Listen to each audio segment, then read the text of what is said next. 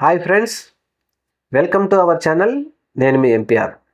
ఆంధ్రప్రదేశ్ రాష్ట్రంలో మహోత్తరమైన కార్యక్రమం జరిగింది.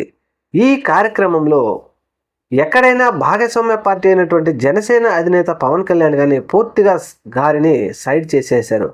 ఎందుకంటే అమరావతి అనే విషయం వచ్చిన ప్రతిసారి చంద్రబాబు నాయుడు గారు ఒక్కరే కనపడతారు. మరి పవన్ కళ్యాణ్ గారిని ఎందుకు ఆయనను ముందుకు తీసుకెళ్లలేదు? ఈరోజు కూడా ఆయనను చూసాం. ఆయన మాకేమీ పట్టనట్టే ఉన్నాడు, కానీ అక్కడ ముఖ్యంగా వేదిక మీద ప్రధానమంత్రి గారు పిలిచి ఒక చాక్లెట్ ఇచ్చాడు. ఆ ఇచ్చినప్పుడే ఆయన సంతోషంగా కనిపించాడే, కానీ మిగతా టైంలో ఎక్కడా కూడా పవన్ కళ్యాణ్ గారు కానీ తన అభిమానులు కానీ జనసేన పార్టీ నాయకులు కానీ అభిమానులు కానీ చాలా తీవ్ర అసంతృప్తి ఉన్నారు. ఎక్కడైనా ఈ ఆంధ్రప్రదేశ్ రాష్ట్ర పునర్నిర్మాణ శంకుస్థాపన కార్యక్రమానికి వీరు ఇచ్చిన ఆహ్వాన పత్రికల్లో కానీ ఎక్కడైనా మోడీ గారు ముఖ్యంగా ముఖ్యమంత్రి గారే కనిపించారు, కానీ మోడీ గారిని ముఖ్యమంత్రి గారిని మళ్ళీ కలపడంలో ప్రముఖ పాత్ర పోషించినటువంటి పవన్ కళ్యాణ్ 40 సంవత్సరాల తెలుగుదేశం పార్టీని నేనే నిలబెట్టాను, నేనే చంద్రబాబును ముఖ్యమంత్రిని చేశాను అని చెప్తున్న పవన్ కళ్యాణ్ మరి ఎందుకో తెలుగుదేశం పార్టీ కానీ తెలుగుదేశం పార్టీ మీడియా కానీ మీడియా ప్రతినిధులు కానీ పూర్తిగా సైడ్ చేశారు.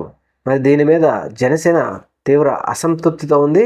ఈ అసంతృప్తిని వెళ్ళగక్కుతూ ఇందులో ముఖ్యంగా ఒక ప్లాన్ ఏమైనా ఉందా? ఎందుకంటే జనసేన పార్టీకి సంబంధించిన ప్రతి ఒక్కరూ కూడా చంద్రబాబు నాయుడు తర్వాత పవన్ కళ్యాణ్ అనుకుంటున్నారు, కాబట్టి అలా కాదు, లోకేష్ ఎంతో నువ్వు అంతే అనే చూపే విధంగా ప్లాన్ చేశారా అంటే, ఎందుకంటే సుప్రీంకోర్టు ఉత్తర్వులకు విరుద్ధంగా కూడా మంత్రుల ఫోటోలు వేయకూడదు అనే విషయాలు తెలిసి కూడా లోకేష్ ఫోటో పవన్ కళ్యాణ్ ఫోటో పక్క పక్కన వేశారు. ఎందుకంటే మోడీకి లేకపోతే చంద్రబాబు నాయుడికి మీరు సమానం కాదు, నువ్వు లోకేష్తో సమానం అని ప్రజలకు చెప్పే విధంగానో, లేకపోతే జనసేన పార్టీ వారు కూడా లోకేష్తో సమానం పవన్ కళ్యాణ్ అని చెప్పే విధంగానే ఈ అమరావతి పునర్నిర్మాణ శంకుస్థాపన జరిగే విషయంలో జనసేన పార్టీని ముఖ్యంగా చంద్రబాబు నాయుడు పార్టీలు చాలా బాగా ఆయనను అడ్డుకున్నాయని, ఆయన ఫోటోలు లేకుండా అడ్డుకున్నాయని ఇప్పుడు వాళ్ళు లోపల బాధపడుతున్నప్పటికీ బాధపడినా వాళ్ళు చేయగలిగింది ఏమీ లేదు.